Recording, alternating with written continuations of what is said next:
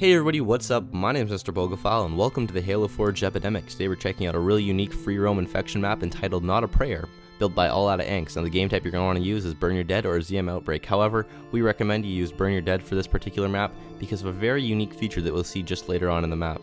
Now essentially this map takes place at this kind of abandoned church that these survivors are kind of holding out at, and you can see they've got an SOS sign kind of painted up here with some lights put up onto it so you can see that they're trying to survive. It really makes you feel like, you know, you're fighting off a zombie outbreak here in this church over here. Now there's a really cool feature of this map, and of course it is this fire pit.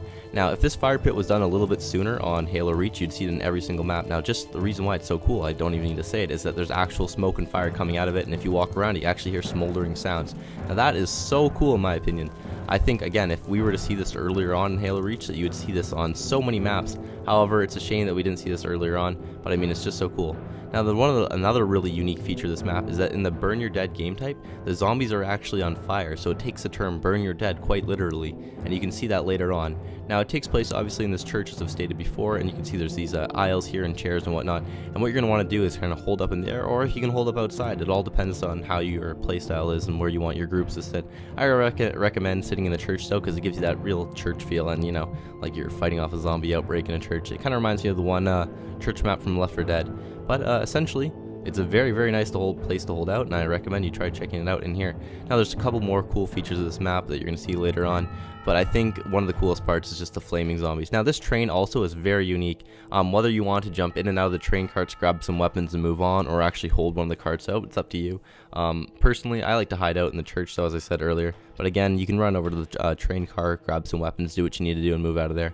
Now since the map is a little bit darker, the flaming zombies actually help a lot because they're illuminated, so you can see them from a far distance. They're actually literally lit up. So in just a second here, we're going to take a look at some first person footage right here, playing with the shotgun and the pistol combo.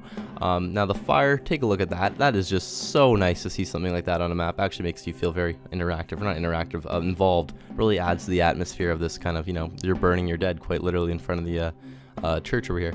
Now the train carts there are very cool too. They all look great. You can jump inside of them, look around, scan a shop for what you want.